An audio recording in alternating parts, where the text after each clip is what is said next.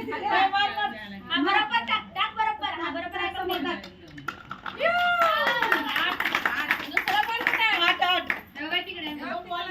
हे अजून मारायचे ते अजून एक चान्स दे तिला अजून एक खायचं